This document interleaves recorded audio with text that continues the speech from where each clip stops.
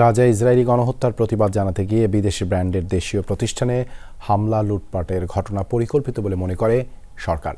পররাষ্ট্র উপদেষ্টা বলেছেন, লুটপাট কোনো প্রতিবাদের ভাষা নয়, এ ঘটনায় জড়িতদের কেউ ছাড় পাবে না বলে জানিয়েছেন স্বরাষ্ট্র উপদেষ্টা।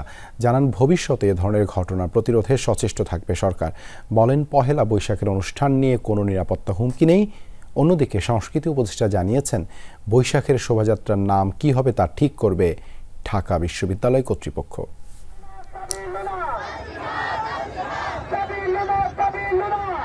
গাজায় ইসরায়েলি গণহত্যায় ক্ষুব্ধ দেশের মানুষ, কিন্তু এর সুযোগ নিয়ে কিছু মানুষ দেশের বিভিন্ন স্থানে বিদেশি ব্র্যান্ডের দেশীয় কয়েকটি প্রতিষ্ঠানে হামলা চালিয়েছে, করেছে লুটপাট। যখন দেশে চলছিল 40 দেশের বিদেশি বিনিয়োগকারীদের নিয়ে আন্তর্জাতিক সম্মেলন। পররাষ্ট্র মন্ত্রণালয়ে ব্রিফিংয়ে উপদেষ্টা বলেন, বিনিয়োগ সম্মেলনের সময় হামলা লুটপাটের ঘটনা দেশের ভাবমূর্তি নষ্টের ষড়যন্ত্র।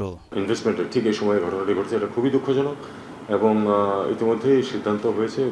আইজি সাহেব তো বলেছেন যে ফুটেজ দেখে যাদেরকে শনাক্ত করা যাবে তাদেরকে শাস্তি দেওয়া হবে, কারণ লুটপাট প্রোটেস্টের অংশ হতে পারে। আপনি মানববন্ধন করতে পারেন, আপনি রাস্তায় দাঁড়াতে পারেন, প্ল্যাকার্ড বহন করতে পারেন, কিন্তু আপনি যখন লুটপাট করছেন সেটা আসলে প্রোটেস্ট না, সেটা হলো একটা অপরাধ।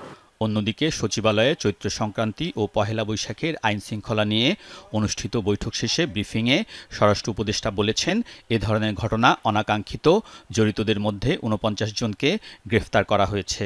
যে ঘটনাটা ঘটছে ওটা ঘটনা উচিত হয় নাই। আমরা এই পর্যন্ত কিন্তু 49 জন লোককে অ্যারেস্ট করা হয়েছে। যারা এটা ঘটিয়েছে তাদের বিরুদ্ধে আমরা আইনানুগ ব্যবস্থা নিব এবং ভবিষ্যতে যেন এই ধরনের ঘটনা না ঘটে এই জন্য স্বরাষ্ট্র মন্ত্রণালয় ব্যবস্থা নেবে।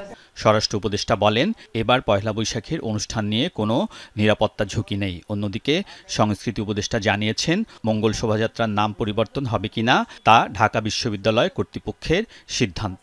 বলি শোভাযাত্রা করে ঢাকা বিশ্ববিদ্যালয় 10 তারিখে তাদের প্রেস কনফারেন্সে সবাইকে জানাবে। নাম পরিবর্তন যদি করে সেটাও জানাবে, নাম যদি পরিবর্তন না করে সেটাও জানাবে। উপদেষ্টারা বলেন, এবছর সারা দেশে সব ধর্ম ও সম্প্রদায়ের অংশগ্রহণে আনন্দময় পরিবেশে উদযাপিত হবে পহেলা বৈশাখ। অনুরোধ থাকবে যে আলমগীর স্বপন, যমুনা নিউজ, ঢাকা।